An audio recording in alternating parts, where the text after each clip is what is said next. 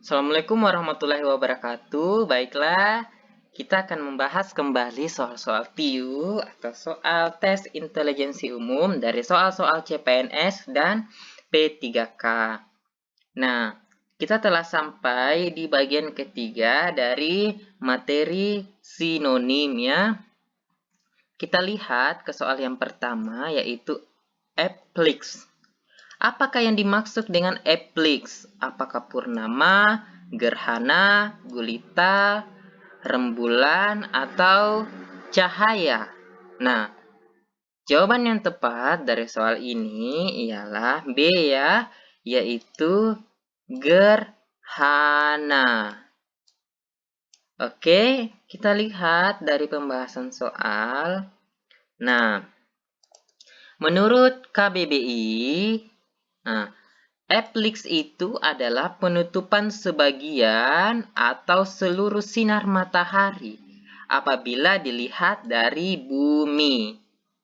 Apabila bulan berada pada garis antar matahari dan bumi. Maksudnya di sini apabila matahari, bulan, dan bumi berada pada satu garis lurus ya, itu disebut dengan gerhana matahari. Atau berarti sebagian atau seluruh pantulan sinar bulan yang dilihat dari bumi. Nah, ini maksudnya apabila matahari, bumi dan bulan itu berada pada satu garis lurus. Nah, jadi makna dari eplix itu ialah gerhana ya. Eplix gerhana. Oke, kita lihat. Nah, ini yang disebut dengan eplix yang hitam bagian sini. Hitam yang kita lihat. Itu yang disebut dengan eplix ya. Nah, ini. Lingkaran hitam ini. Ya, hitam ini disebut dengan eplix atau gerhana ya. Oke, kita lihat ke soal berikutnya. Yaitu gaharu. Apakah sinonim dari gaharu? Apakah A. Tentang laut, B. Bertuah, C. Alat pertanian, D. Kayu yang harum, atau E. Mantra. Nah, ini kata yang biasa kita dengar ya, gaharu, ada kayu lah, kayu gaharu ya. Nah, berdasarkan pilihan jawaban dari soal ini, maka jawaban yang paling tepat ialah D ya, yaitu kayu yang harum. Nah, kita lihat pembahasan dari soal. Nah, ini adalah gambar dari kayu gaharu ya. Jadi seperti ini nampaknya. Nah, kalau kita buka KBBI itu, gaharu itu adalah sebuah kayu ya yang harum baunya yang biasanya berasal dari pohon tengkaras, gaharu atau agarwood ya. Jadi ini betul ya jika jawabannya ialah D, yaitu kayu yang harum. Nah, kita lihat dari soal berikutnya itu fasal. Apakah yang menjadi sinonim dari fasal? Apakah menang telak? B. Pokok masalah. C. Menyerah tanpa syarat. D. Daerah taklukan. E. Sangat luas. Nah, kalau kita lihat dari pilihan jawabannya, maka jawaban yang paling tepat itu ialah D ya, yaitu daerah taklukan ya. Oke, kita lihat pembahasan. Nah, menurut KBBI itu pasal itu bermakna bersifat terikat. Sesuatu yang bersifat terikat atau daerah taklukan. Jadi betul ya jika jawaban dari soal ini ialah D, yaitu daerah taklukan. Kita ke soal berikutnya yaitu manifestasi. Nah, manifestasi. Apakah menjadi sinonim dari manifestasi? Apakah A yaitu perencanaan keuangan, B penanaman modal, C tuduhan terselubung, D pendataan, E perwujudan. Jadi kita lihat pilihan jawabannya, maka jawaban yang paling tepat ialah E ya, yaitu perwujudan.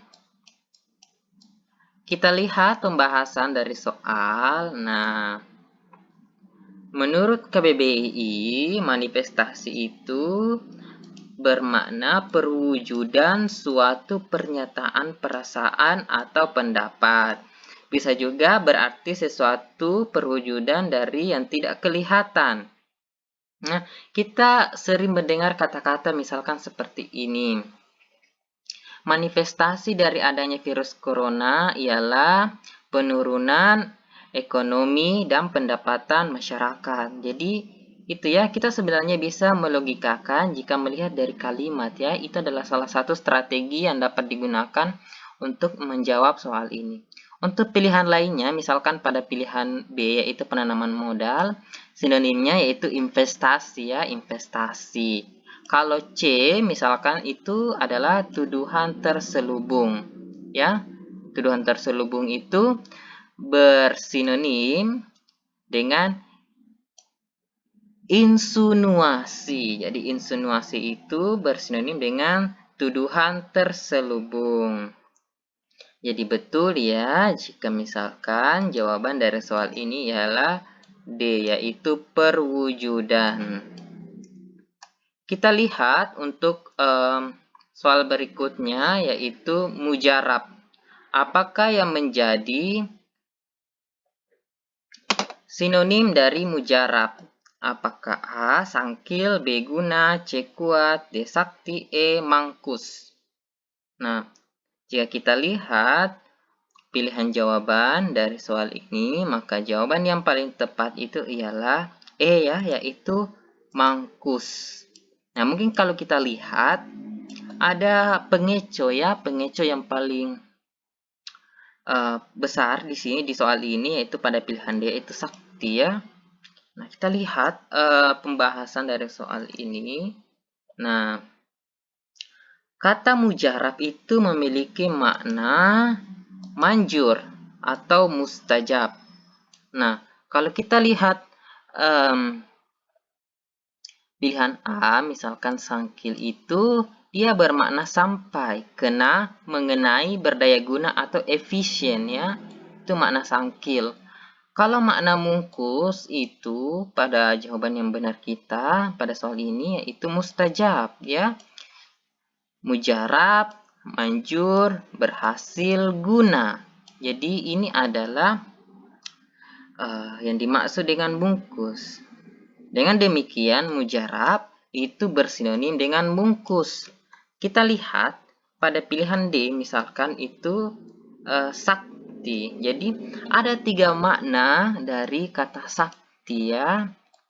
Ada 3 makna dari kata sakti, yaitu yang pertama, mampu berbuat sesuatu yang melampaui kodrat alam, mempunyai kesaktian. Jadi, sesuatu yang mampu melampaui kodrat alam itu disebut dengan sakti. Yang kedua maknanya itu adalah kuasa gaib yang bertuah. Ini makna dari makna kedua dari sakti. Makna ketiganya yaitu keramat ya.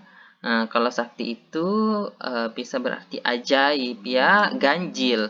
Sesuatu yang ganjil memiliki arti yang ganjil, aneh, jarang ada, dan tidak biasa dan mengherankan ya. Itu yang disebut dengan sakti. Ini sumbernya dari mediaindonesia.com ya. Nah, dengan demikian, maka kata mujarab itu bersinonim dengan kata mungkus. Kita ke soal berikutnya. Wah, sudah terakhir rupanya ya.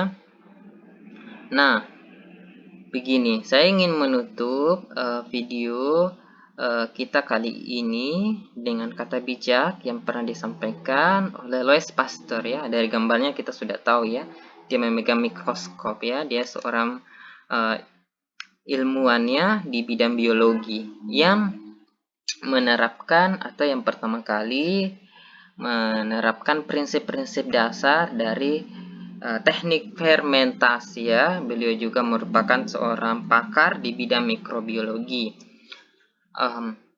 Beliau pernah berkata bahwasanya biarkan saya memberitahu Anda rahasia yang telah menyebabkan saya mencapai tujuan saya. Kekuatan saya itu terletak hanya pada keuletan saya. Oke, terima kasih telah menyaksikan dan sampai jumpa di video pembahasan soal selanjutnya. Terima kasih.